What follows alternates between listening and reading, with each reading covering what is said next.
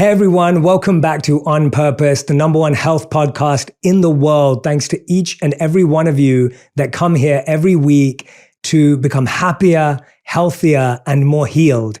And you know that I love sitting down with guests who allow us into their lives, who allow us into their journeys to understand more, to help us not feel alone, to help us feel connected in our pain and in our purpose, and to recognize that we have so much more in common and that when we work together, we can truly find the light in our lives. Now, today's guest is someone who I believe does this with every step, every word, and everything she takes on in her life. I've had the fortune of getting to know her over the last few years, and I can honestly say that not only is she one of the most genuine and kind-hearted people I know, she's also just one of the most loving and soulful people who truly wants to change lives. I have to start the episode by saying this. I believe today's guest is someone who's extremely on purpose. I'm speaking about the one and only Selena Gomez, one of the most globally and culturally celebrated artists, actors, producers, entrepreneurs, and most importantly, I know to her, philanthropists of her generation. As a recording artist, Selena has sold more than 210 million singles worldwide and has over 45 billion global streams. Her upcoming biographical documentary, which I want you to go and see, Selena Gomez, My Mind and Me, is out right now. I got to see it earlier. I'll tell you all about it. And in 2019, Selena launched her beauty line, Rare Beauty, exclusively with Sephora. As part of the partnership, Gomez announced the Rare Impact Fund, pledging to raise, this is outstanding, pledging to raise $100 million for mental health services for individuals in underserved communities. Philanthropy and activism have been key pillars of Selena's career, and she's used her platform to advocate for many important causes. Selena has raised millions of dollars for charity, including Global Citizen and the Lupus Research Alliance. Please welcome to the show, Selena Gomez. Selena, it is so wonderful to be with you. That was so nice.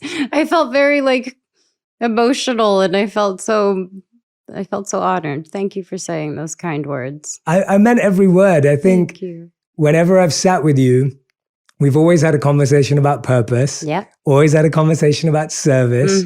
Always had a conversation that's reflective. But I wanted to start with this because we are going to talk about lots of deep and meaningful things today. Yes. But I also wanted to start with this because it's my first memory of meeting you, and you've probably forgotten this, but at least for me, God.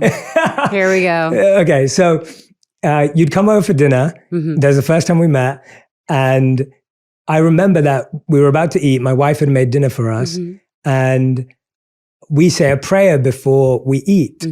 But the prayer is chanted and sung somewhat in Sanskrit, which is a language that a lot of prayers are in for my practice. And I remember having to do it in front of you, and then afterwards opening my eyes and go, I just had to sing in front of Selena Gomez. That's right. And I actually do remember that. Do you remember how bad it was? Yes. You were like, I don't know if I should sing in front of you. I was like, please. I thought it was beautiful. I thought it was amazing. And also just to say the food was incredible. I remember that more than anything. I love that. Well, I wanted to start off by just saying to you that I truly believe that this documentary is so special, genuinely. Thank you.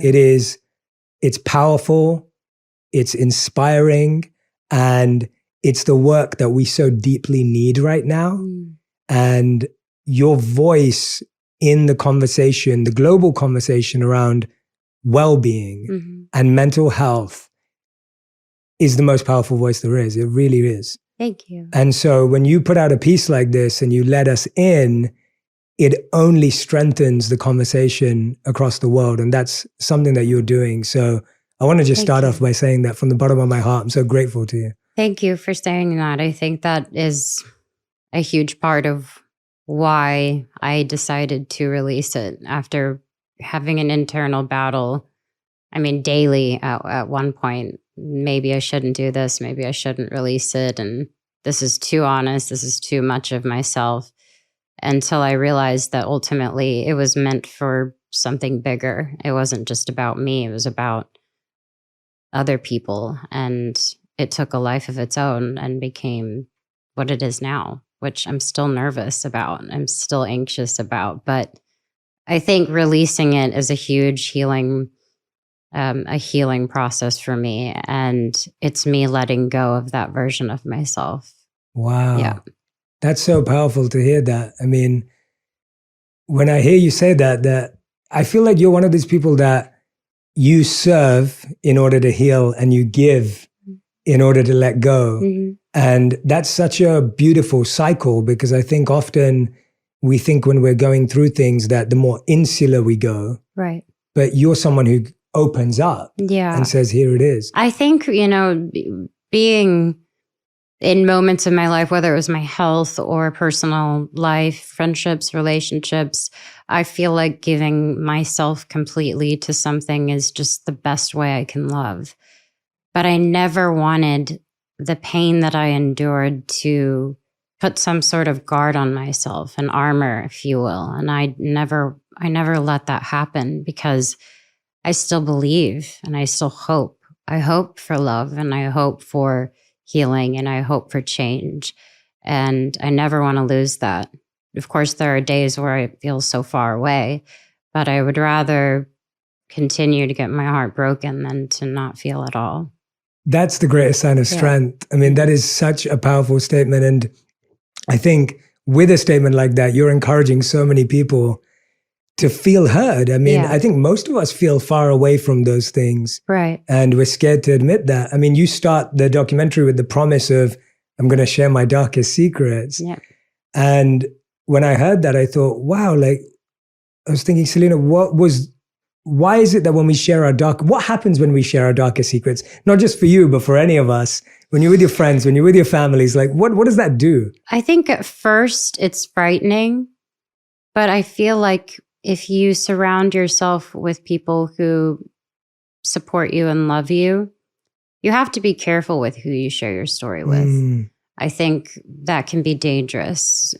Sharing something that maybe was really hurtful, or sharing a story about your internal struggles to someone who may not be giving you the right advice, or guiding you another way that will only lead you to more pain, is scary. So first and foremost, I would say making sure you surround yourself with great people. And then I would say learn everything there is to learn once it's out. Once you say, okay, I'm dealing with depression, then find out every single thing you can about what that means. And when you have a relationship with depression, as opposed to, allowing it to keep sinking and inside of you, it's a little bit more freeing, I think, to understand yourself better. I want to know what triggers me. I want to know why I get depressed, and start asking yourself questions to open up yourself instead of, it's easier said than done, though, I should say. But instead of, keeping it in, I find that the biggest reward is letting it go.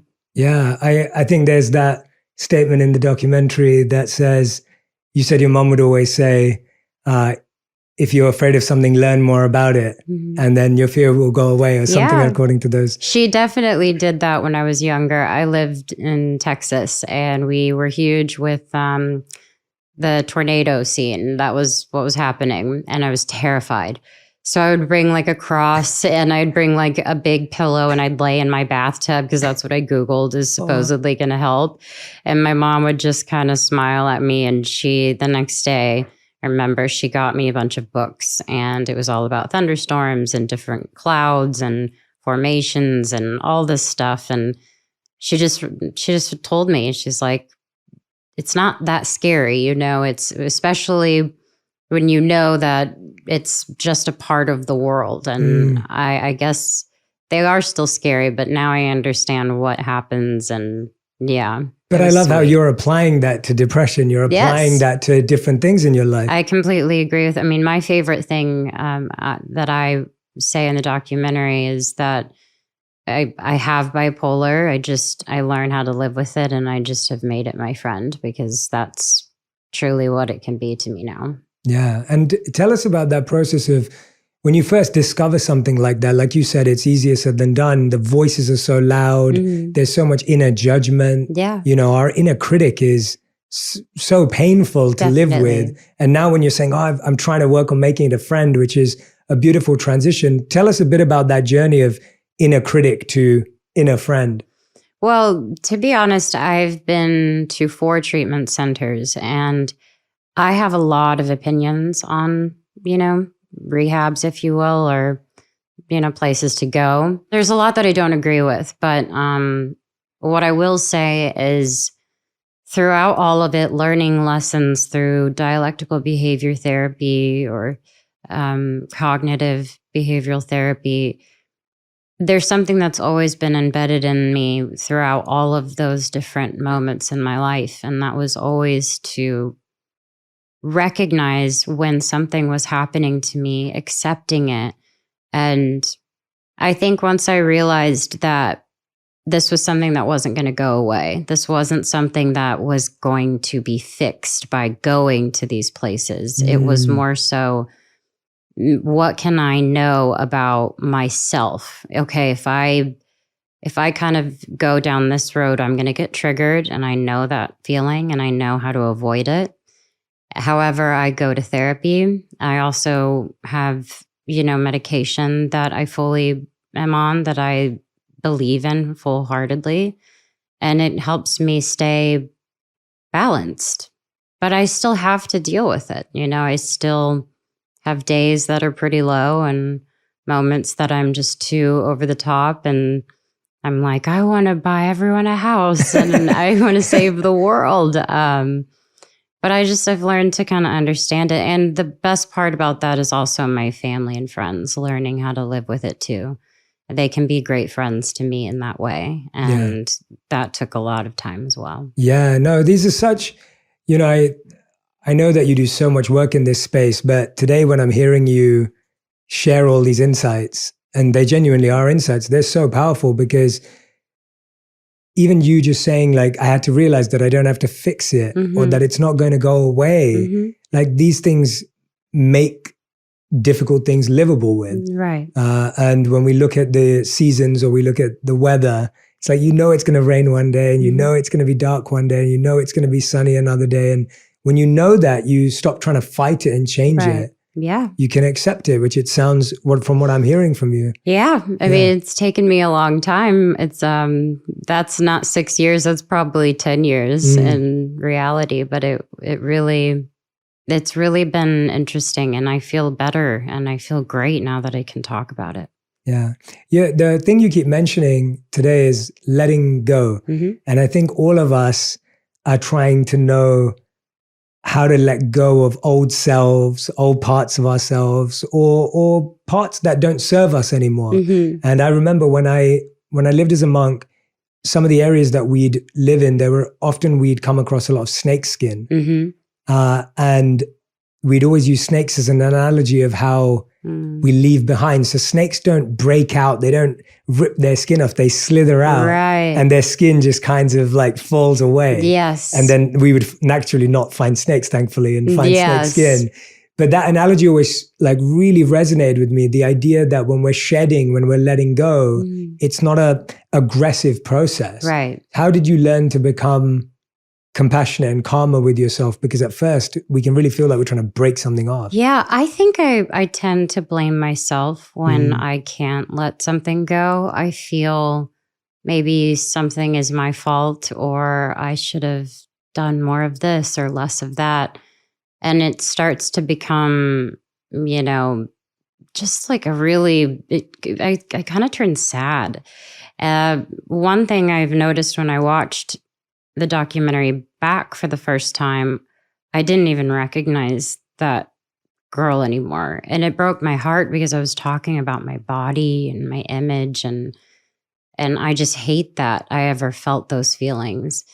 And I think because I have a younger sister, there's been this huge responsibility given to me in a way that has helped me. And I say this about my fans as well, or people that have, grown with me. I've almost had to get back up every time, more so for them than myself.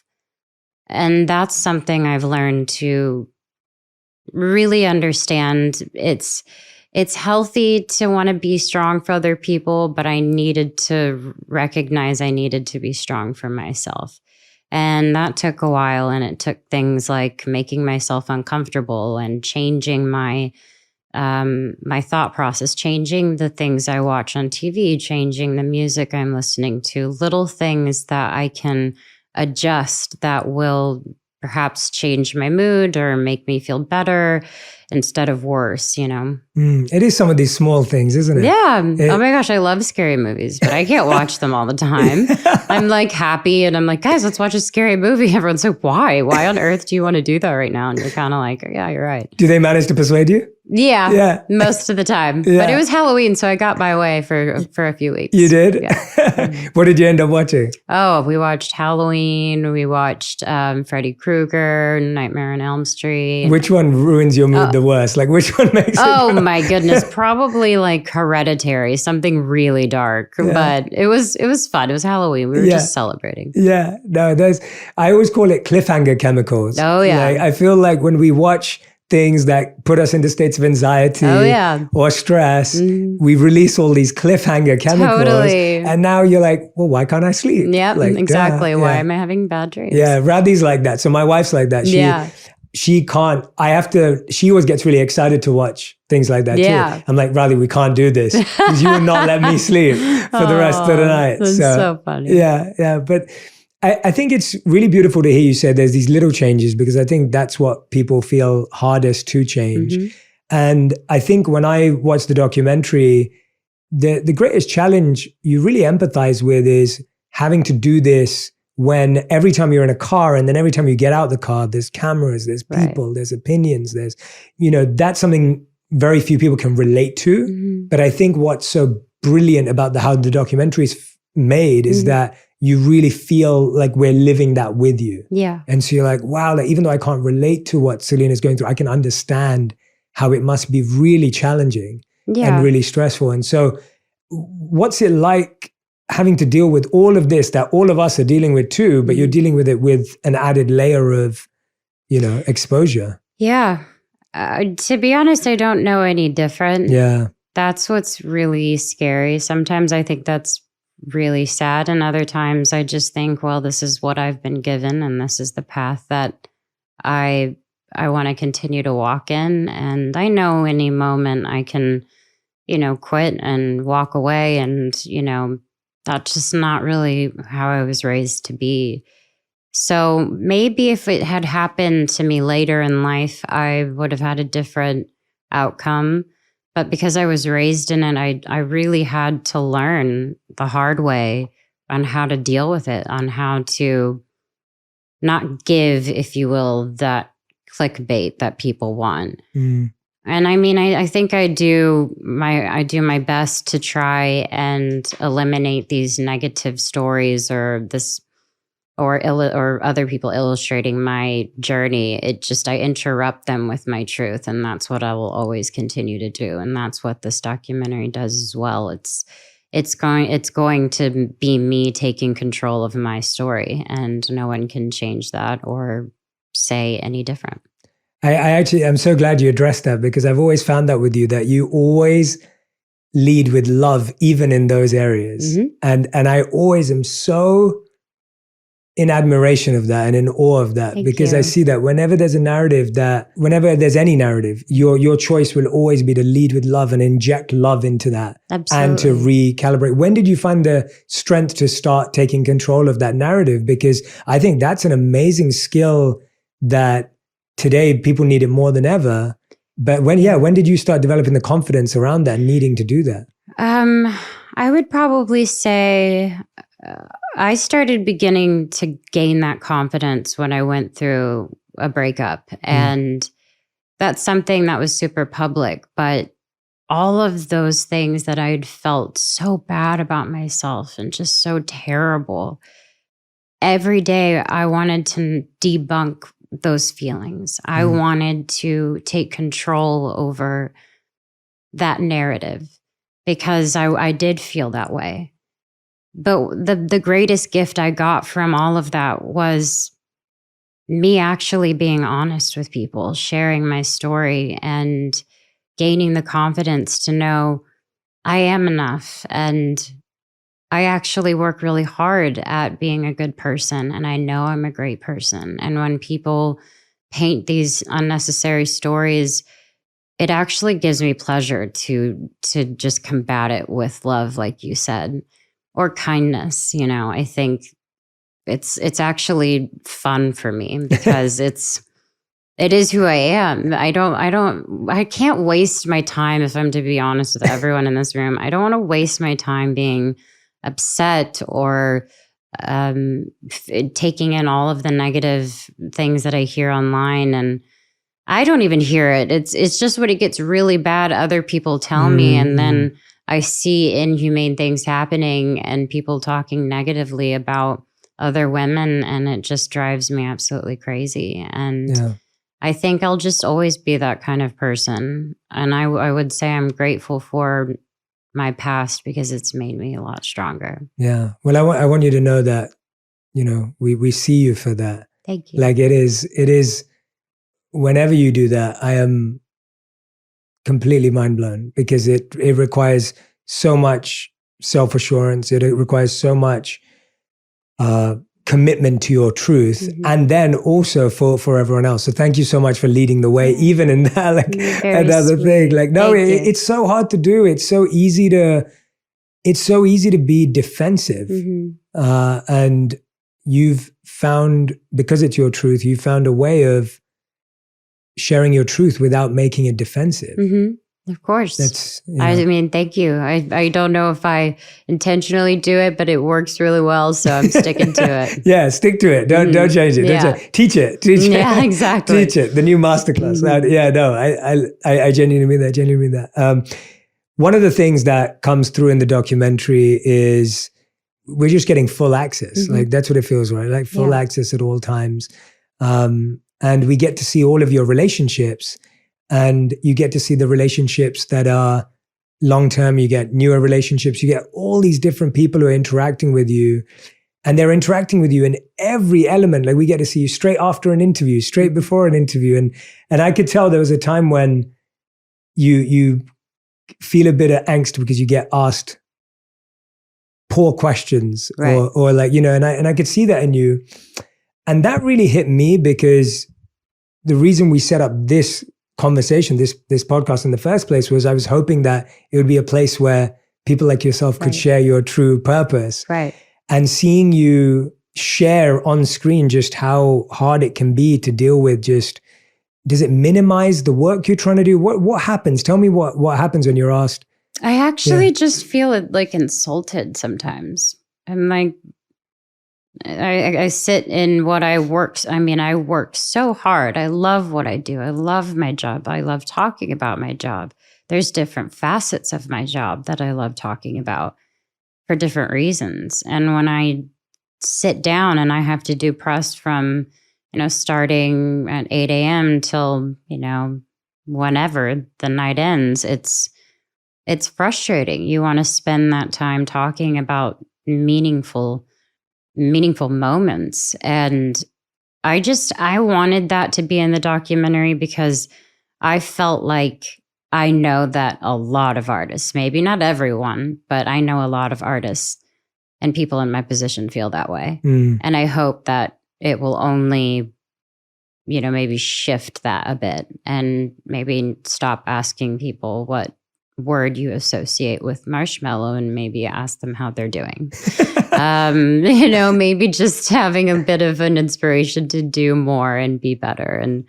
And yeah, it actually is pretty crazy because that happens. It's weird. Yeah, it is really weird. And it's interesting because I feel like there's such a trend that's been created about asking people clickbaity, buzzy, moment questions. And then you think, well, but this is a human. Totally. With emotions and ideas and views. And I think often people think, oh, well, I've only got them for 10 minutes. So I better just ask them all this stuff. But you forget that there's a whole person behind that. The documentary really humanizes you. What parts of you did you really want people to understand better or see more that you think they haven't been able to see over time?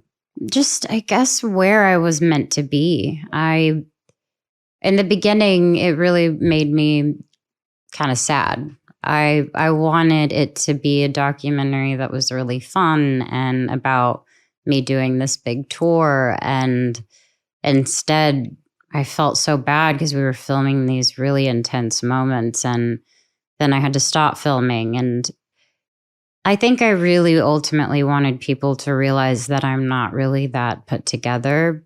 I can be, and I feel much better now, but I don't want people to ever look at me and think she has it all and she's figured it out and she is, perfect or whatever. I hope no one thinks that, but I just don't ever want to be that kind of public figure. I want to be someone that hopefully could be a friend that could just disarm you from the celebrity-esque part of it. I just want to be someone that people can genuinely walk up to and say, hey, I understand what you walked through. I did too. And have a conversation with. Yeah. Why is that important? Why do you think it's important that, I guess for a long time, people did consider celebrity to be perfect, or maybe it was portrayed that way sometimes, maybe it wasn't. But why do you think it's important for people to see that no one in the world, including me, anyone we're talking about, there's no one who's perfect? But why is that so important? It's important to me because I felt like I had to be when I was, when I was going through relationships, I felt like I had to be a certain way. That's why in 2016, I was talking about my body and talking about my appearance and talking about how, everyone's going to see me as this Disney kid. No one's going to take me seriously. All of those moments, that's kind of where, that's where all the confusion came from for me. Yeah. Makes sense. No, that does make sense. That's a really fascinating answer because, it's almost like you've had to live that way. Yeah. And then you're kind of unpacking it for everyone and breaking down that image that's created. And I think that definitely comes across. One of the things that stood out to me in that unpacking of the perfection element that you're talking about, we're so scared of imperfection because it reveals there's parts of us that are not ideal by some external comparison or by some internal trigger or some past experience where we have that feeling. How do you now deal with your imperfections? Like, how do you feel about parts of you that are not perfect? I'm okay with that. I actually think a lot of who I am are just a few things that are not perfect. Even down to my laugh. Sometimes I used to be insecure about my laugh, or, the fact that I'll always talk during a movie, or, I always do something minuscule. And I think little things like that make me happy because I feel like everybody else in the world. Recent, for example, a very small example, but this Halloween, I was a banana, and I genuinely just like got the cheapest outfit, put it on, and roamed around Times Square with my friends and had the best time. And everyone kept sending me these memes because everybody else kind of went all out, and maybe I could have painted my face and done a little more, but everyone looked really sexy and fun. And literally I was a banana. That's basically sums up who I am to a T. And it was, that to me means that I don't have to be perfect all the time. I'd rather be that girl. Yeah. And how does that apply to work? Like, how does that perfectionist mindset work in terms of like music or creation or acting? Like, because that's beautiful in your personal life. It sounds like there's this acceptance of, we can be more in flow.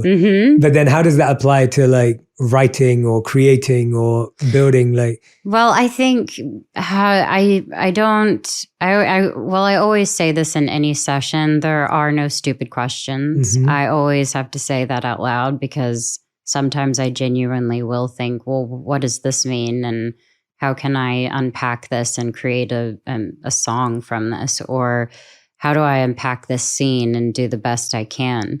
There are mistakes that happen in the studio and on set that actually end up becoming a part of it. Me messing up a line actually ended up being funny and we kept it in the show. Or, there's something I said in a lyric that was wrong and it ends up being the biggest hook that we've got. And I look for those moments. Yeah. I crave those moments. That's a great example. I love all of those. Yeah. And it just, that's what feels like magic, right? Like it's when the imperfection can somehow become a part of the process. Yep. Where you're just like, wow, this actually feels like we got somewhere. And so I think when we start, I love that idea applied both personally and professionally, because I think even the parts of ourselves that we consider to be imperfect, the parts of ourselves that we consider to be broken, when you start seeing use in those, when you start seeing purpose in those, I always say that there's blessing in the breaking. And every moment that you encounter in your life, even if it's just road rage, as simple as that, to maybe losing someone that you love, there is no perfect way to heal. There is no perfect way of dealing with something. It's more just, how am I going to be a better person? How am I going to make the best choice for myself so that I don't end up angry at that person on the highway, so that I don't end up ruining my day because of what someone did to me on the 405. I want to also say that, how can I turn something like losing someone I so dearly love into, well, how can I celebrate that person and the great things that they provided me or that they gave me? That takes a lot of work. So I don't say that lightly, but I try my hardest to do that. And I try to have my friends hold me accountable to reminding me, hey, let's try to flip this and try to turn it into something else. Yeah, absolutely. I think what I'm gathering from listening to you is that, again, you're not saying I've arrived and this is how I think now. You're saying this is what I'm trying to practice. Like this is the approach that I'm mining in my own life. And absolutely, this is practice. Every day is practice. I even said it last night at the premiere. I was saying, I don't have anything figured out. I am definitely not like, I'm sold, I'm good. It's more just, this is a continuation. Yeah. My story's not done, and I can't wait to find out what's going to happen next. And doesn't mean it's going to be easy, and sure there's going to be bumps that happen, but I'm going to learn how to live with them. Yeah. As someone who's so committed to moving forward, what did it feel like going back to like your school and all these old places? I won't give away too many, but in the documentary you go and visit.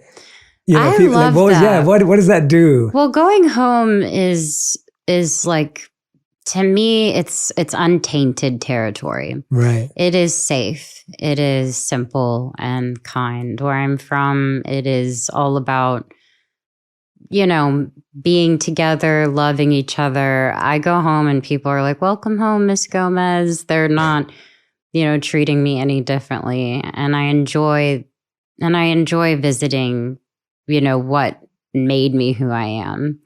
And it always gives me a good sense of like, oh, I hope I can inspire people from where I'm from, because there's not a lot to do where I'm from, but I hope I can inspire just one person to do something bigger than that. Yeah. Was there any particular place that you went back that almost gave you a special feeling, or something surprised you that you're like, oh, I didn't think this was going to be? Yeah. Well, my snow cone place. I loved that place. I would go with my dad all the time and my cousin, and we would get the pickle snow cones with grape in it. And it would just be so yummy and amazing. And it just, brought me back to when it would be so hot in Texas, and I was with my family, and we would just stop there and sit outside for an hour and just talk, and it was just the best. Yeah, I love that. Yeah, that's great to hear. I think there's always, I have this park in my hometown. It's called Broomfield Park, and it's still charming to me, even though I don't think if anyone else went there, they'd find it that charming. They'd be like, okay. I know. But when I go back, I know where I used to go and buy my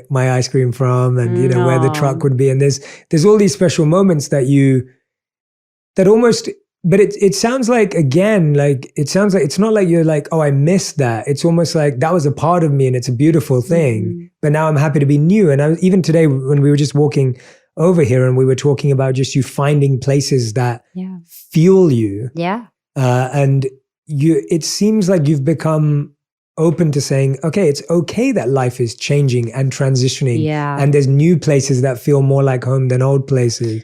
I hate change. I really do. But I felt in the past year, which is it's pretty new. Yeah. I have really, really embraced the uncomfortableness of change. And I think it's because I get so exhausted of the same thing over and over again. And it scares me, but I did learn that my world can be bigger. By being in a different destination. I work on my show, Only Murders in the Building. It's in New York where I shoot. And I've never spent more than a week or two in New York, and I'm there for months. And just that alone was an uncomfortable, experience. But I loved it. And I loved the friendships I made and the knowledge that I was gaining, the people I was around, the park and walking, and just how precious life is. It's celebrated. There's culture. It just becomes addicting to want to put yourself in these situations and see what happens. So I will say in the past year, I've felt more comfortable with change, and I'm grateful for it. And I'm going to continue to do that. And I want that. How did you get comfortable with that discomfort, I guess, in the first place? If you're someone who said, hated change, didn't like change, I guess obviously naturally work and everything like that. But was there something internally where you were like, okay, now I need to, because you've done uncomfortable things your whole life, right? Yeah, definitely. Like you've had to do so many difficult things, whether it's going on tour when you're young or transitioning careers. You've constantly done uncomfortable things. Yeah, but I think I had always kind of returned to the same behavior and the same pattern of maybe, well, I'm nervous of going out because I don't want to be seen today, or I'm going to just stay in because I feel anxious, or I don't want to go out to that event because I don't want to get seen. I was finding myself just being terrified of the world, and that just isn't a way of living. And it's easy to go do a job because, well, I'm with a bunch of people. They help me look good. I do my job. I smile and I'm done. But taking spontaneous trips or, getting out and going to the Balboa Park, which is a very simple park, just doing that kind of stuff is necessary. And I noticed that New York really helped me. It just really opened me up. The show is really great. And I think being around a bunch of New Yorkers, it does something to you, man. It's good. Yeah. Well, one of the biggest changes in atmosphere that you talk about in the documentary is you go to Africa. You're right. And that's a big change. Definitely. Even if it's a shorter period of time. But you were still there for I was there for a week, yes. Yeah. But I mean, that definitely wasn't the first time that I had taken trips.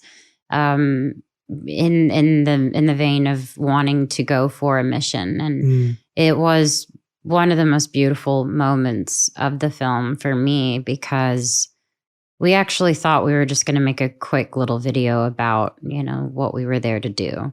And then we fell in love with the people, we fell in love with the story, and we started noticing that everywhere in the world, mental health is very, very real. It's very much something that's affecting everyone. And then you kind of realize that the world it's a small place sometimes, because you're all kind of walking through pain and you're all looking at things in a different way, but ultimately you all want to be happy. And I felt like they inspired me more than I could have done anything for them.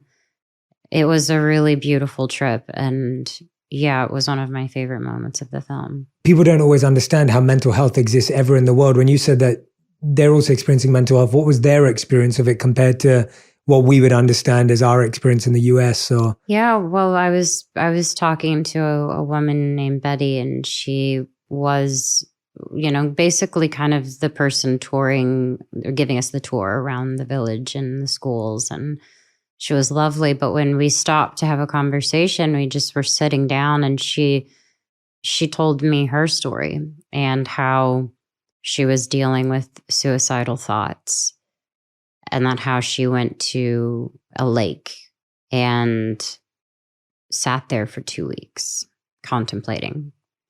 Not a day or an hour of moment. It was 2 weeks. And that was something that I felt floored by, because that's different. Obviously, we can have those thoughts, but she dismissed herself from everyone, and she had to find it with herself, when so many people don't need to walk through that alone, but she did.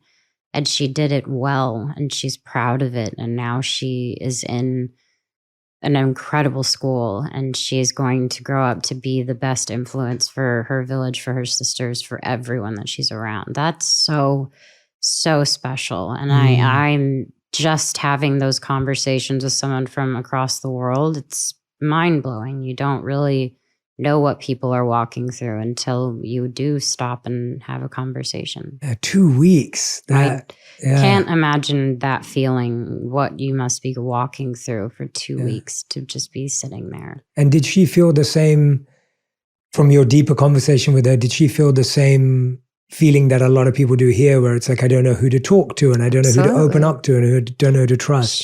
She thought that she needed to be everything for her family, and she felt like she was letting them down. Same thing of not feeling good enough, not feeling like her being there would even be helpful. And you do find the similarities in it. And that's how I felt like I bonded with her. It's incredible, right? Like cross-culture, cross-world, to have a human moment like that with someone. What purpose have those missions played in your life, in terms of, like you said, this is not the first time you've been out, and I'm sure it's not the last as well. No. It's something that you want to continue to do. I mean, there was a moment in the documentary where you don't want to leave. Yeah. I don't think I necessarily will always be broadcasting when I'm taking these trips, or wanting to do more and help and travel.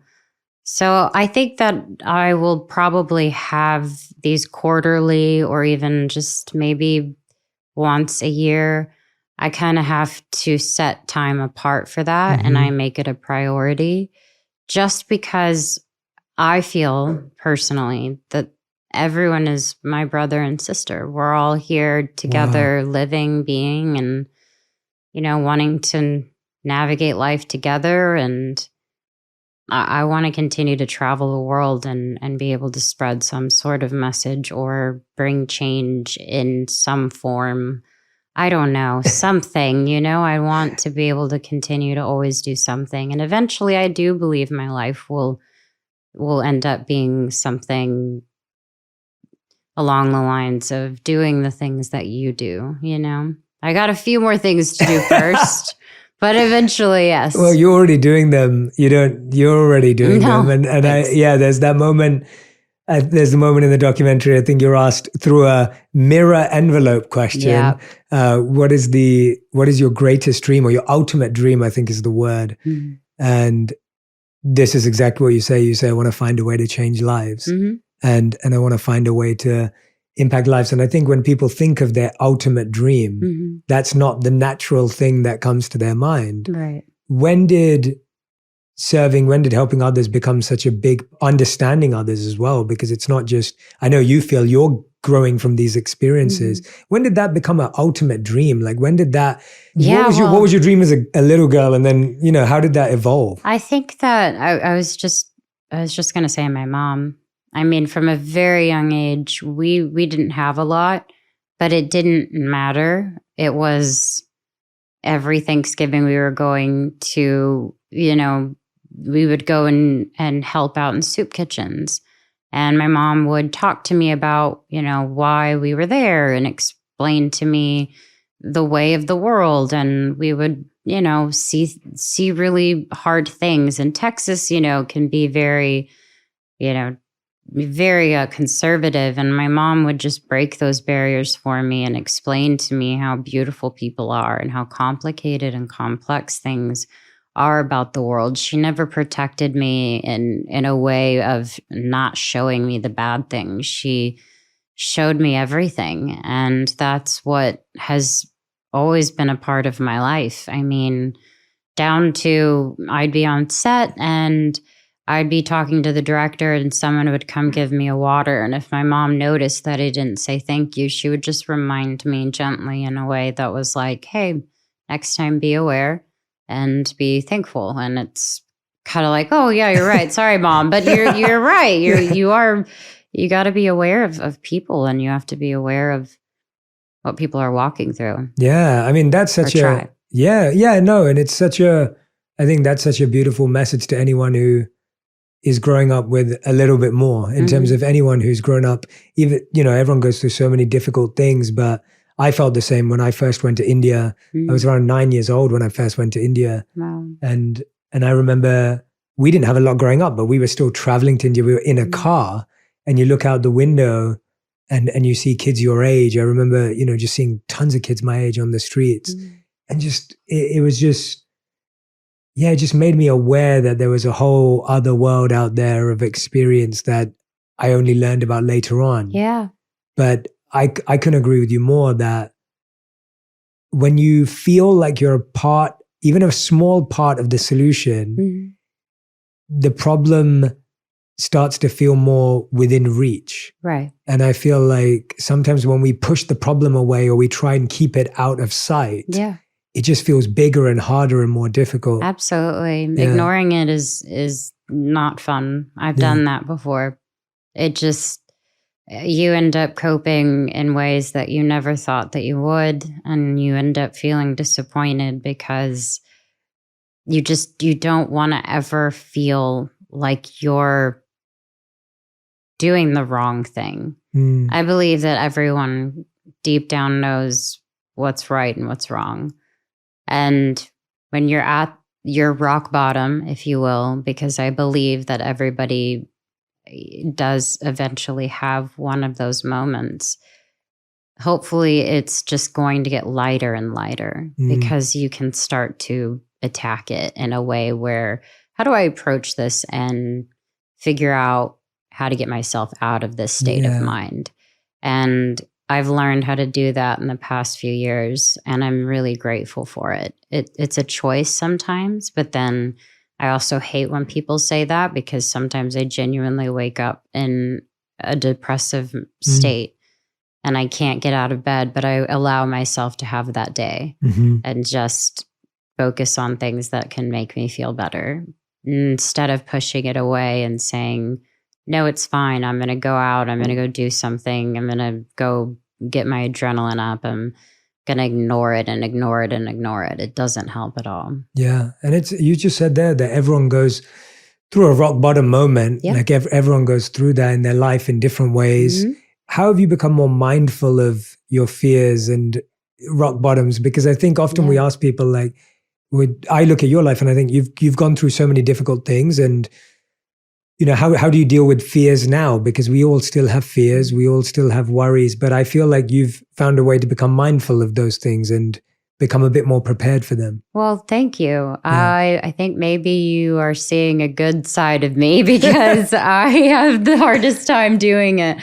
I don't know. My fears are relatively, they're quieter, maybe I should say. Like, for example, this documentary coming out, I am still nervous. I'm nervous for the reaction, even though I know that I have good intentions behind it.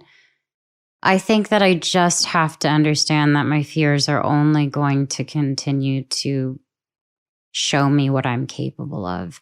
The more that I face my fears, the more that I feel I'm gaining strength, I'm gaining wisdom, and I just want to keep doing that. And I just hope to get better, hope to get smarter, I hope to become stronger and be a great person. Yeah, that's a phenomenal answer. And I don't think I'm seeing a good side of you, Selena. I'm like, what do you, I guess so. I think,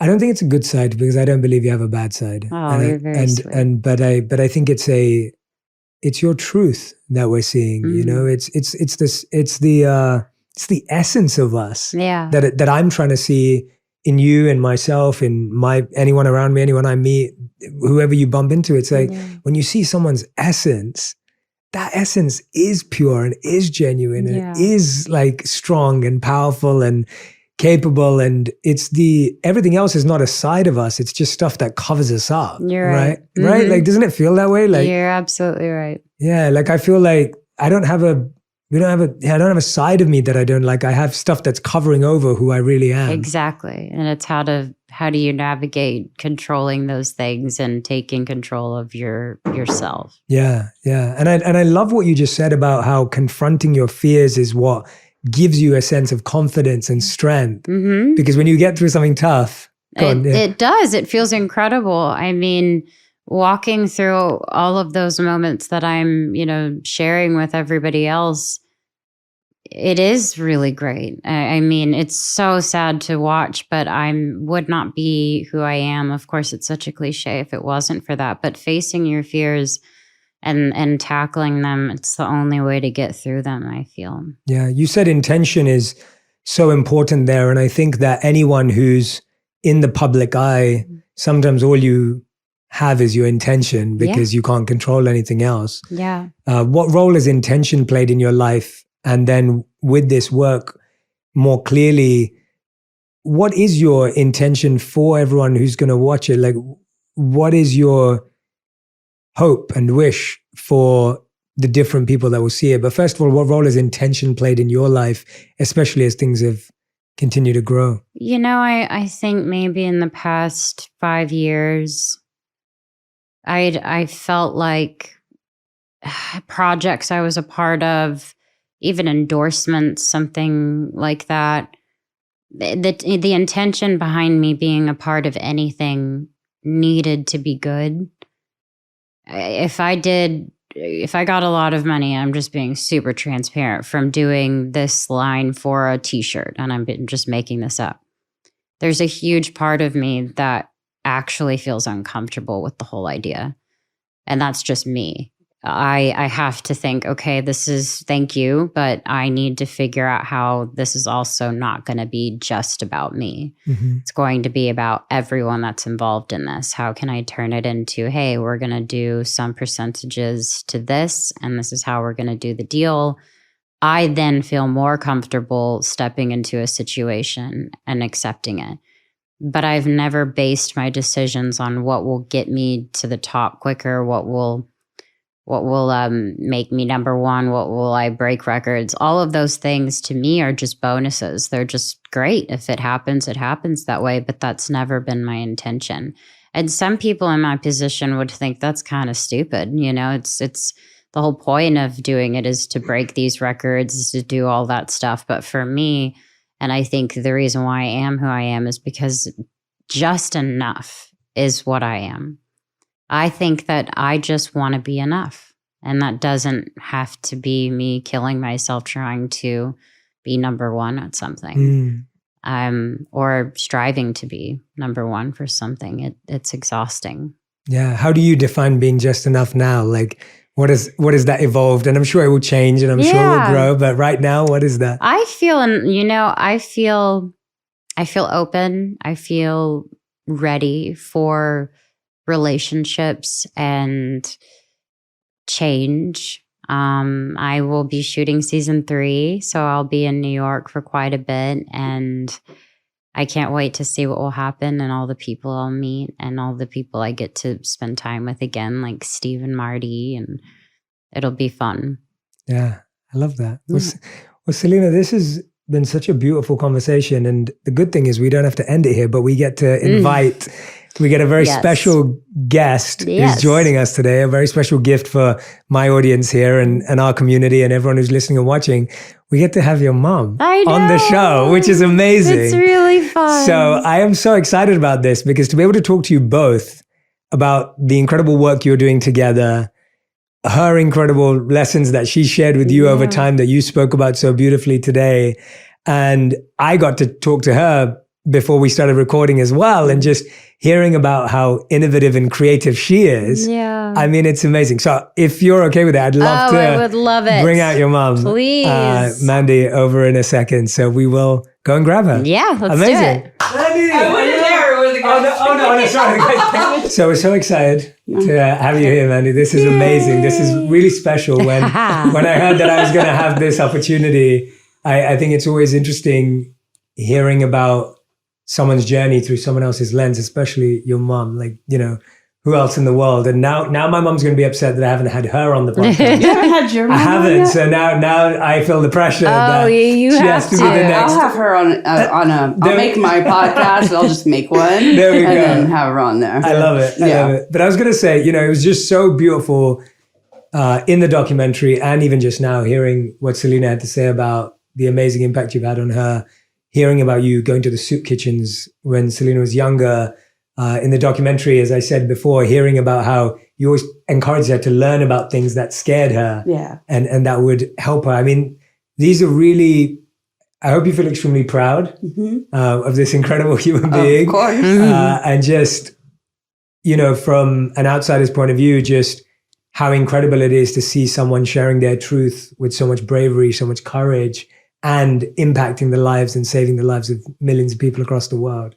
And I'm sure you feel a big part of that. So, I mean, honestly, I always hope to be a role model, as in the sense that I was honest about everything with her and who I was and as a person, because I feel like sometimes if parents project a perfection, then their kids feel like they have to like live up to that or achieve more, you know, and I just wanted her to always know I'm a person. I'm going to mess up. And I was 16, so I was even more of a lost person. So I'm kind of surprised she came out as great as she did, to be honest. But yes, I'm very proud of her. And, you know, I played a little role in it. And then she's like navigated herself into a wonderful adult. And there's been ups and downs, but it's just been an honor to be her mother. well, what does that feel like? I mean, that's a whole another experience having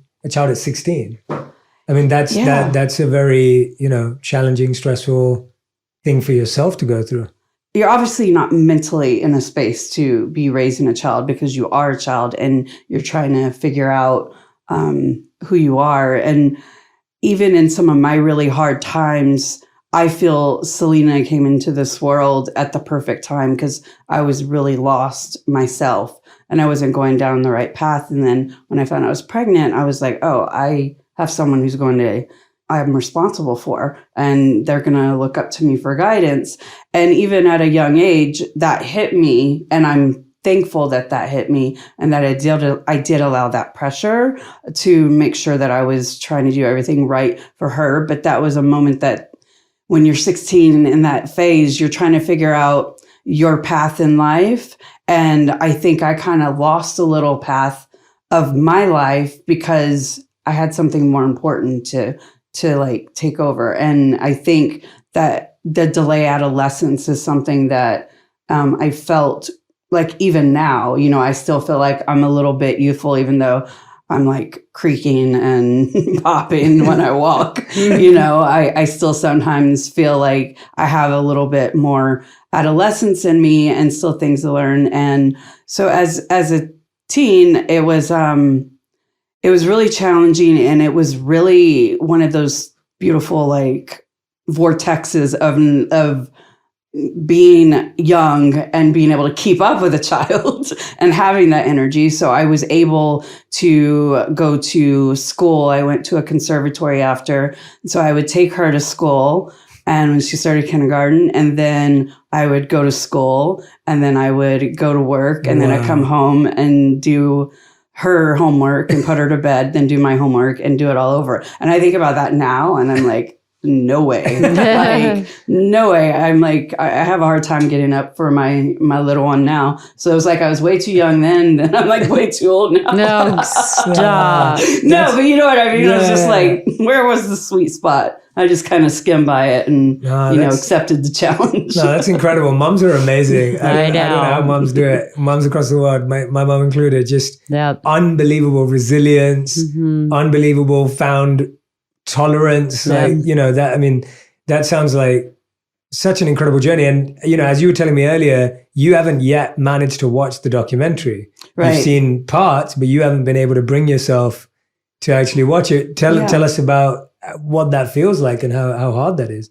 Well, first, everyone's telling me how fabulous it is. So it's like making me more and more eager to kind of put that guard down. But the reason why is because like we lived some of that together. We've went through that and we found healing and we've moved past some of it. And even if it's something that she went through and I didn't know she went through it, it's as a mother, it's going to affect me of like, oh, it's going to hurt my stomach. It's going to put me in that mindset.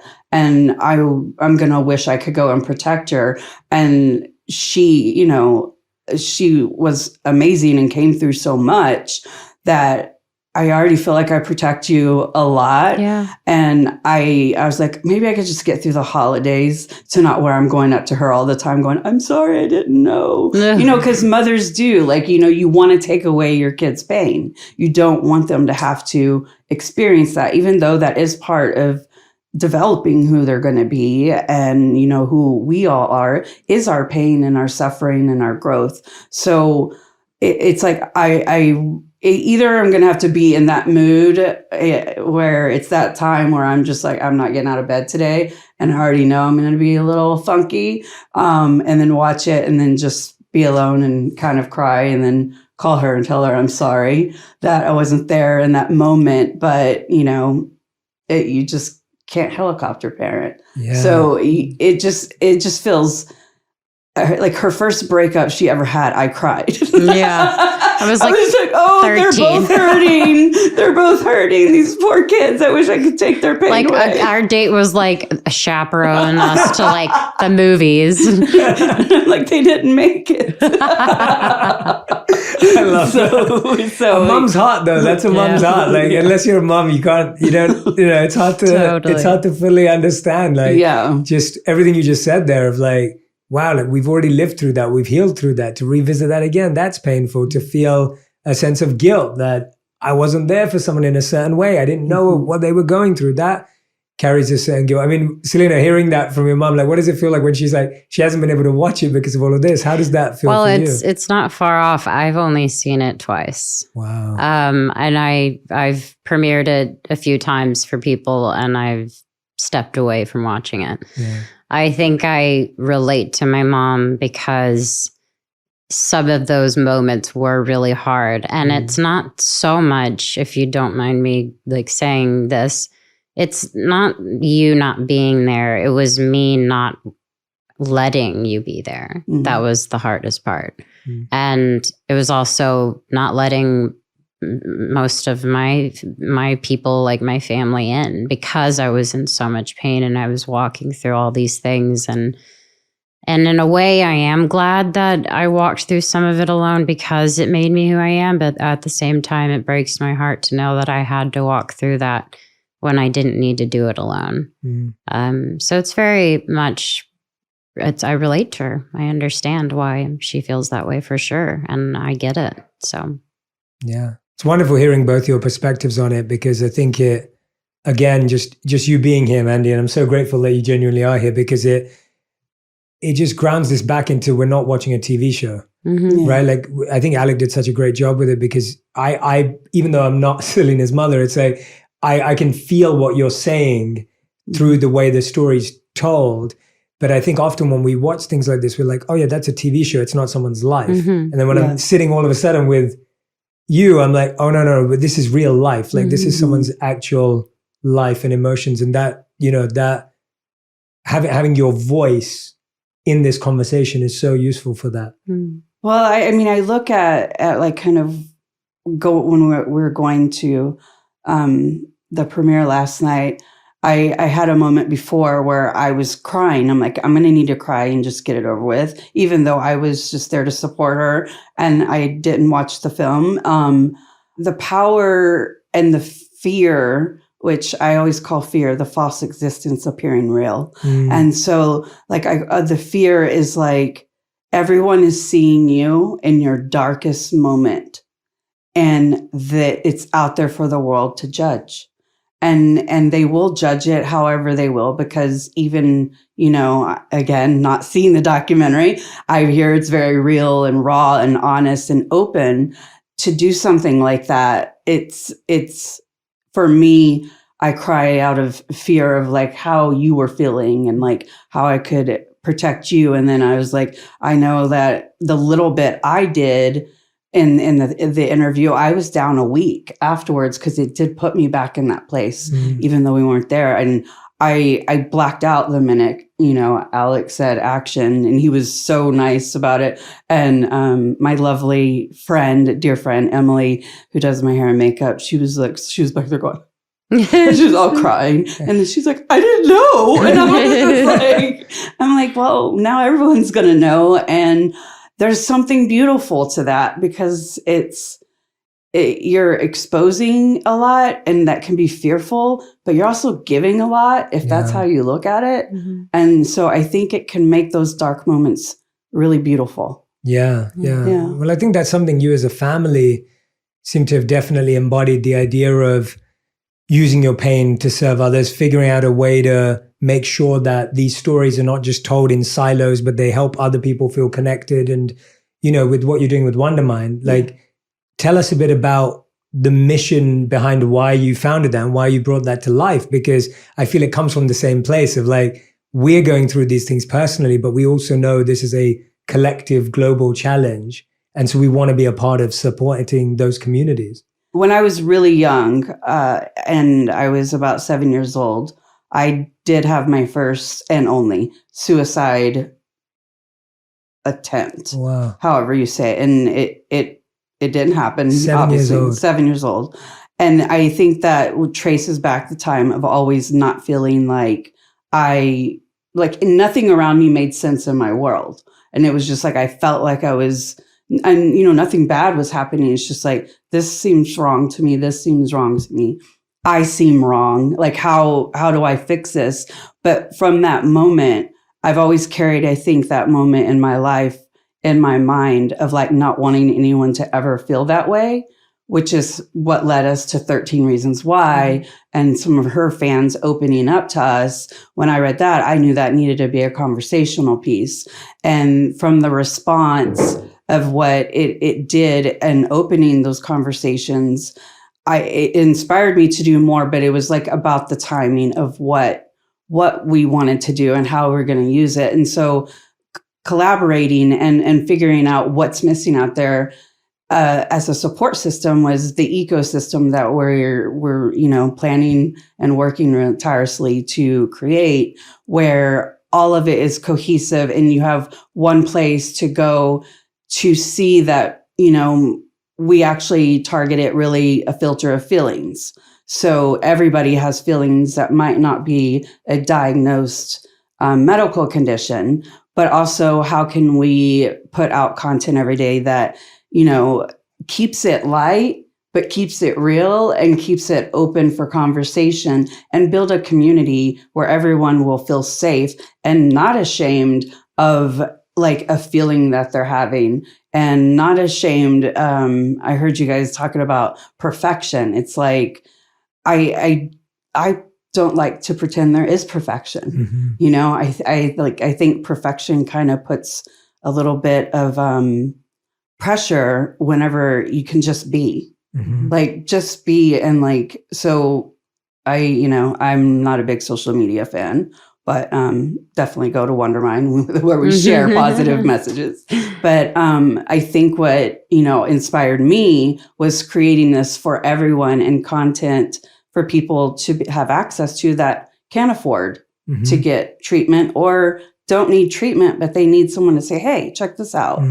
So it's really for everybody. Yeah. Thank you so much for sharing your personal experience, though, because I can imagine that, the fact that you've held that close to you for this long, and now that's coming out in this beautiful way. But when you're holding on to it, it doesn't feel that beautiful always. I mean, Selena, how old were you when you first learned about your mom? Well, And I don't think, and this is probably fair enough to say, like she never really hid a lot of stuff. Wow. When I was younger, I never was aware that we didn't have enough. I was never. She did such a great job of. I feel weird talking about you in your right ear, but you did, Mama. You did of being. Like, who's this woman you speak of? Of like explaining situations to me that we would be in, and I feel. Around 18, I kind of started to realize more of her story. And obviously, it broke my heart. And there are things that I never knew were going on. And she did such a great job of just letting me have a really great childhood. And then once I realized we could be open and honest with each other, that's kind of how Wondermind started as well. We really ended up working together on an interview, and we shared such interests with, the person that was interviewing with us. And we thought, hey, this is something we could probably do together. And it happened that way. And it's been really fun. I do want to, I know this is like a love fest, but like, I do want to, there's a moment that, like you touched me during that time that I don't even know if you remember. I remember I was doing that, going to school, going to work, trying to get her out of the neighborhood I grew up in and try to give her a better life. And this was pre her doing anything besides directing films with kids on the street. Yep. But she wasn't doing anything professionally. I was sitting in front of a mirror and I was trying to get ready, and I just started crying. And I was crying and I was crying, and she come up behind me, and she was so young, and she like started playing with my hair, and then she's like, "What's wrong?" And I said, "I just don't know why I'm doing what I'm doing." And she goes, "You'll figure it out. Just keep going." Mm-hmm. And it was like, I was like, she's already smarter than me. So it was like a really good, like, strong moment. Yeah. Like, you don't ever want to, I think being vulnerable in front of her allows, the vulnerability to, be welcomed. Yeah, absolutely. Yeah. I think that's so true. As we're growing up, it's like we often look at our parents as perfect unless they let us in. Yeah. Or by the time you figure out that they're not. And it's interesting that you're saying that at least you felt you were just always open and honest with what you were going through. And with your own challenges and your own struggles, when you're going through your own stuff and you're watching your child go through their stuff, like, what's going through a mother's mind in that situation? Like, how are you dealing with your own stresses and pains and trying to be there? And often, as Selena said, and you said, children don't want their parents involved at a certain time, right? Like, I can relate to that completely. Like, I think, I listened to everything my parents said up until I was 13 years old. And then from like 13 to 25, I didn't want to hear from them. And then after 25, I was like, oh, you guys were the best. Like, you're right about everything. And you go through that journey. So, when your child doesn't want your help, when your child is not allowing you in, like, what goes through a parent's mind, especially when they're going through their own work themselves? I just needed more therapy and a feeling, and you feel, because I want to use this term lightly, like, you feel like you failed in some capacity. So then you're like, I know I took that opportunity to try to see maybe where were the missteps I took as a parent. Was I too open with her? Was I too liberal with her? Or, should I not let her do Barney? Like, it's just all these decisions that you make, you just reflect on. And I think as parents, we have this capacity to decompartmentalize your feelings and then prioritizing everyone else's. Like I was telling you earlier when we were talking, it's easier to bury your stuff and then kind of focus, which then becomes unhealthy for the receiving party and for yourself because you're not taking care of yourself.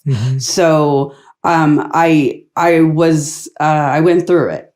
A lot of days didn't get out of bed. There was just like a lot of crying, a lot of therapy. And I had a therapist because I had a miscarriage during the madness. And, I had this therapist who gave me the best advice ever. She's like, I need you to leave your house once a day and go to the movies, buy a ticket. I don't care if you watch it. But every day you need receipts that you left your house.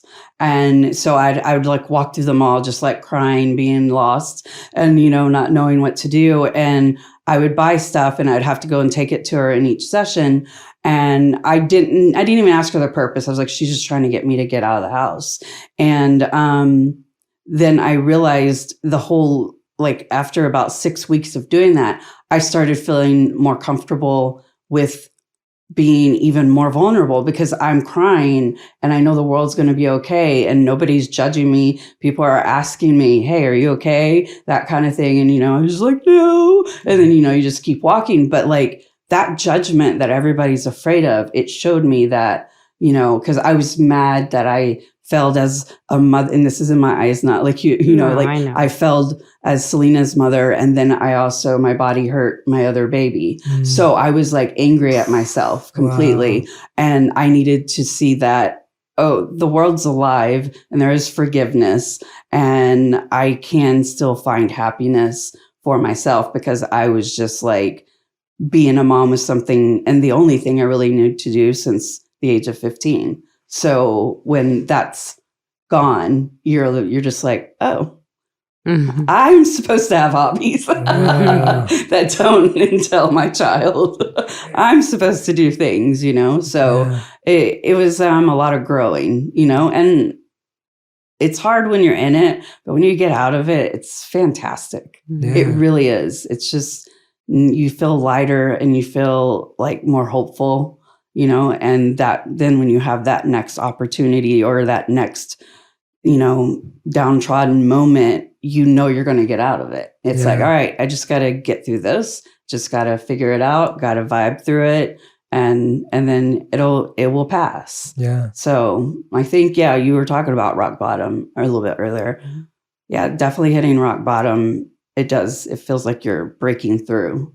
What's really refreshing hearing both of you together is just, I feel like this is going to heal a lot of parent-children relationships, like listening to you both today, because I'm just thinking so often we think our thoughts to ourselves and we never share them with the people that those thoughts are about. Yeah. So, I'm sure there's so many children out there who their thoughts are like, I wish my parents did this better and my parents could have done this. And those are valid thoughts.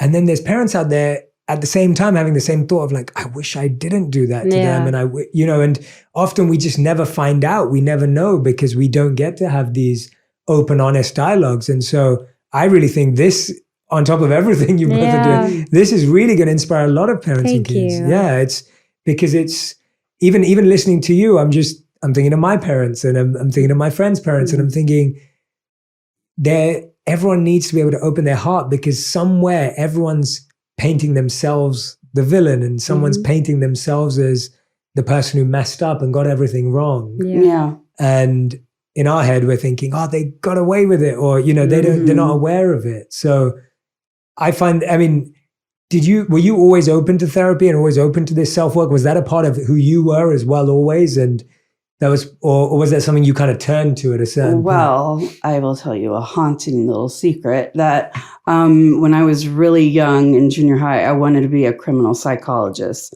So that's why I always say that she's making fun of me in murders because I am that person. Yeah. But I was already reading on serial killers at that age because I was fascinated with the mindset. How that person becomes. And I didn't come from, an environment where therapy was even talked about, but I just, at a certain age, I really felt like super depressed. And so I had to go out and explore it myself and go through tons of doctors. And, you would say one thing and it was just like, they go, hey, are you seeing things? I'm like, I saw a black butterfly the other day. And they go, oh, so you're hallucinating. And I'm like, am I? So I had to go, and I wasn't, but it was a real black butterfly. So but I had to learn like how to understand myself and my mind on my own. And finally, I went away to a facility, and it was the first time I got to really spend all that time.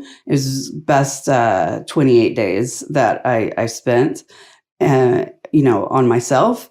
And you just like, you have to kind of build that relationship with your mind. And I think people are so afraid of being honest with themselves because then they have to face it. But what like helped me is I realized, like, in this relationship, I was parenting her the way I needed to be parented, not what she was needing. And that is how I feel like I made my contribution to healing this relationship. Is like, okay, pull back. I need to know her and her needs, not like be the mama bear, even though I still haven't lost that completely. Mm-mm. But like, sometimes I just need to listen and not fix it. Mm-hmm. And so that was the biggest thing. I think I really went on a little tailspin there, but that was the biggest thing that I learned through, that whole time that we were separated. It was like seeing who I was and how other people see me. And I do that every day. I'll say something. I'm like, okay, how did that come off to someone else? Because I have ADHD. So I'm quick to like spurt out whatever's in my brain. And then I'm like, they really didn't need to know that, but it's out there in the world now. The self work in this room is amazing. Yeah, the amount of like self reflection and self awareness in this room is really strong. This is very powerful stuff. No, and you did not get lost on a tangent at all. I think everything you just shared with us, even you just coming to that conclusion of knowing that you're parenting someone that you deeply love in a way that you wanted to be parented, I think that is at the core of so much of how we all live. Yeah. Right? We're all loving people the way we wish we were loved, and we're all hurting people the way we wish we weren't hurt. And it's just fascinating when we finally, look beneath the surface and uncover why it's all there and where it is. And to do that together and separately. I love this idea that there were times when you had to do this at a distance from each other as well. Yeah. I think that's such a healthy message to be out there as well in the world. I think we're often all trying to solve all our issues in the same place. Yeah. And that creates, definitely. I think there are moments even in friendships where it wasn't necessary for me to take a step back and figure out what is serving me, what's not serving me, what makes me happy, what's challenging me, what's helping me move forward versus what's not. I think it's really important. I think when we're looking from the outside in, we limit people to certain experiences we remember them for, certain people we expect them to be with, people that they're meant to be around, the way families are meant to be. Like there's all these meant to be's. Yeah. And then it's like, well, no, in reality, there's space, there's distance, there's reflection, there's the need for all of these things. Yeah. With the work that you were talking about earlier with me as well, in terms of how you're now taking these messages on screen, which you're sharing, which I know is such a big part of the work. And I feel so excited about that. Like that fills me with the greatest amount of joy, knowing that we're going to see better representation of mental health on screen. I think that's huge. Where did you start to realize that from 13 Reasons Why, as we spoke about earlier, like where did you start to realize that was so important for people to see that representation on screen? Well, I think it comes back to not wanting people to feel like I did at 7 years old. It's like, I'm so open, like with, I'm bipolar or I have ADHD, I was misdiagnosed for a while. So like, I was always so open with it. And, even in a town where they're so accepting in certain capacities, it's still like, well, she's not stable. And I even would joke and go, yeah, I'm crazy. I'm crazy. And I was like, not supporting myself in that. And I didn't want anybody to feel that way. So, during 13 Reasons Why, we worked tirelessly, the entire team, to make sure we were executing the whole point of it, in that, we're losing teens every day to suicide. And it's horrible and unnecessary. And, how can we as adults, and that's why it was so important, I think, for me and Selena to go out and talk about it so parents would watch it together, and once that got the reaction it got, I heard different opinions, and I wanted to hear everyone, whether they thought it was a bad idea, a great idea, it touched them, it offended them. Like, I really listened to everything and all the, data. And I've always been someone who enjoyed storytelling. And so I like to tell stories.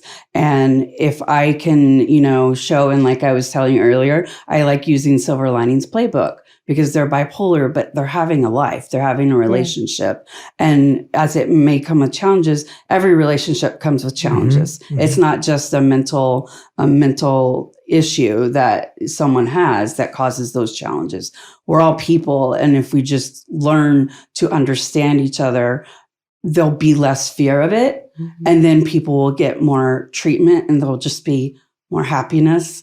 And I know sometimes I feel like I'm being like, the world's going to be happy, kind of like that. But, and again, like my adolescence, that's still there. But I that's what inspires me, is to, I scared off people by talking about myself in a negative way.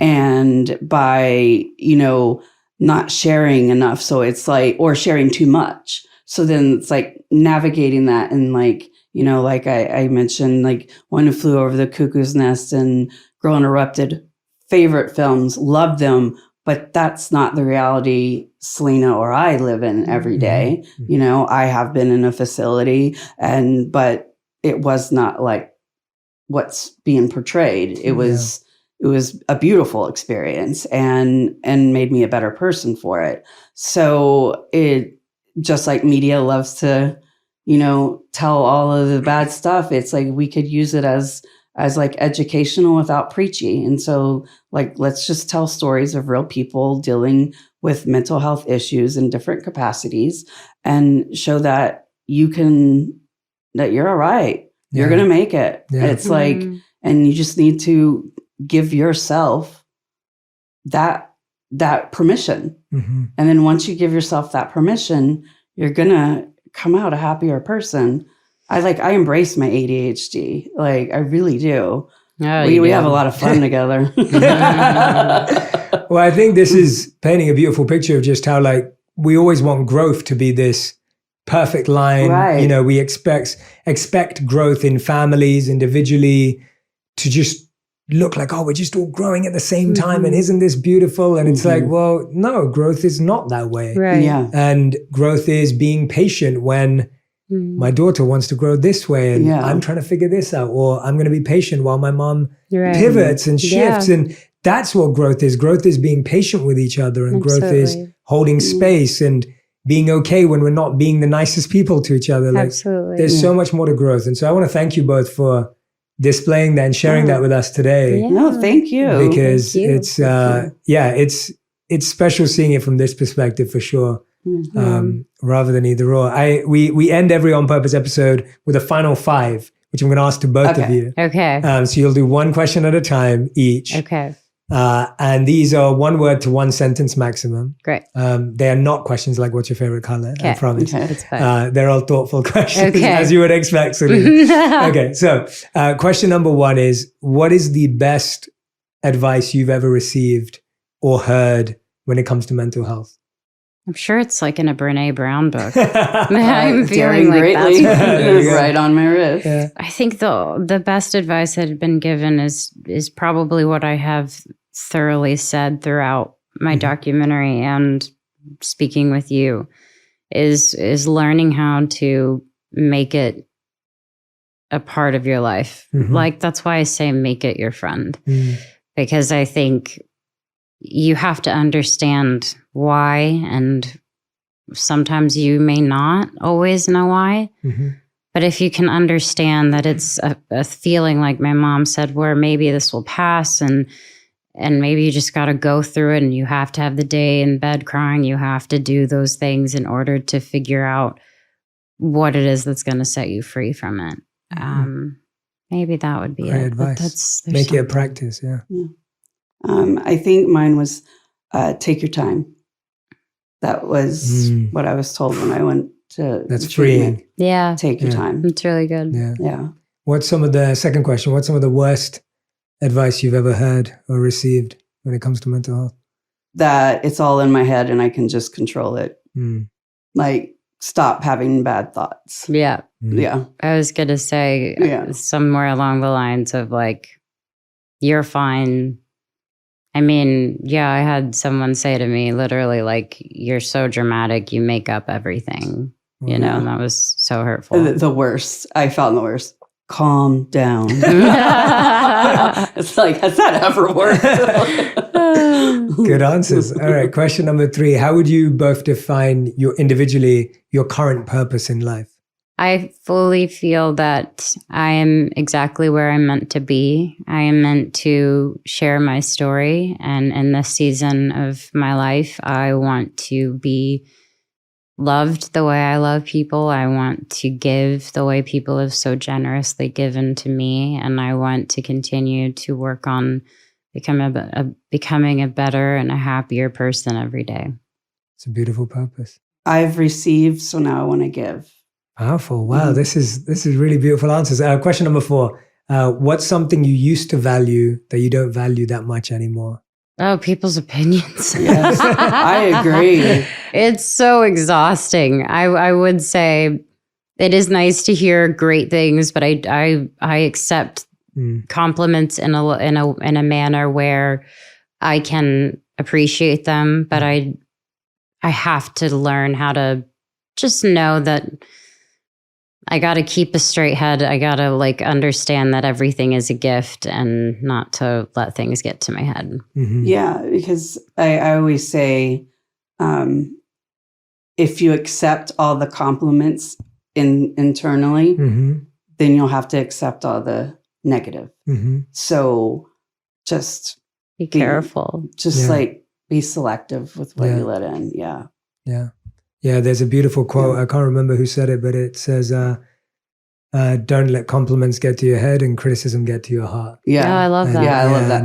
That was very poetic with what I was trying to say. It's been said for thousands of years. Thank you for just repeating it. No, but I think it's such a beautiful. Great. Yeah, it is. And I think that's also when we're mindful of giving compliments to others. I think something that I've learned is that I enjoy. And we've talked about this today. I really enjoy the art of learning to see someone's essence. It's something that I try and live by and then when you want to compliment someone, it's like, how do you give a compliment that isn't empty flattery or that isn't just surface level?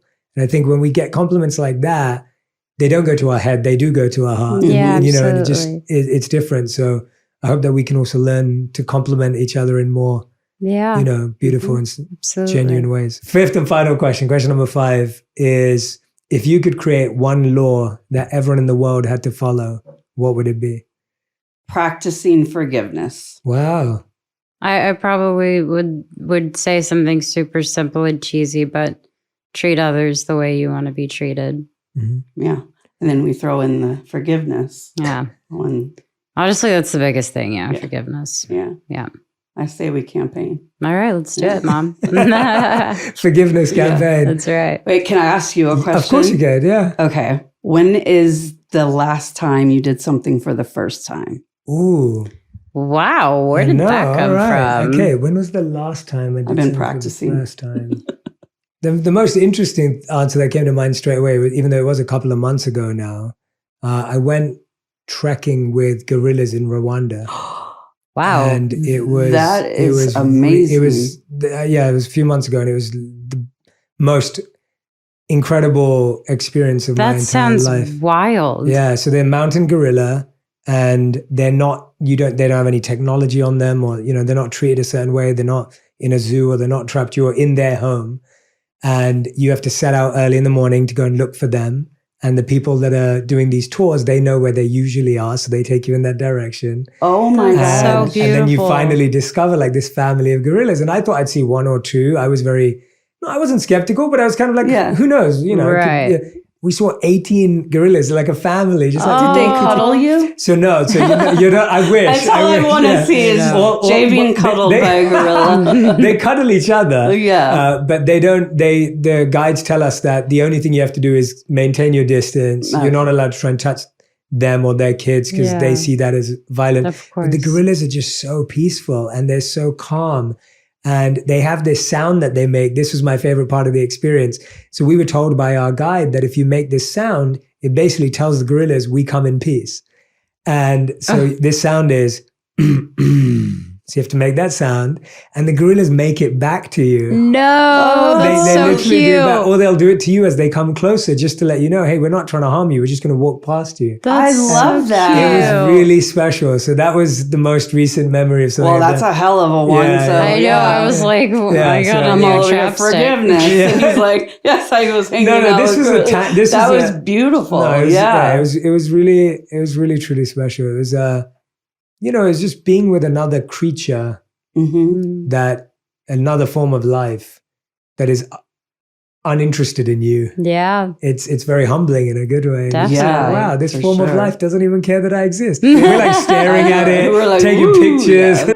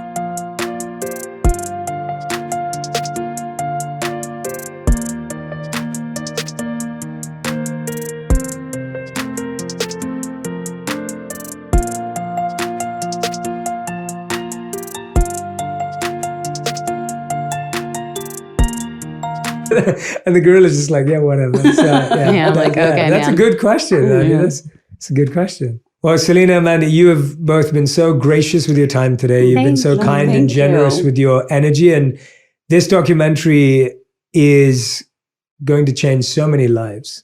And it is going to shift the culture of how we share our pain in a way Thank you. that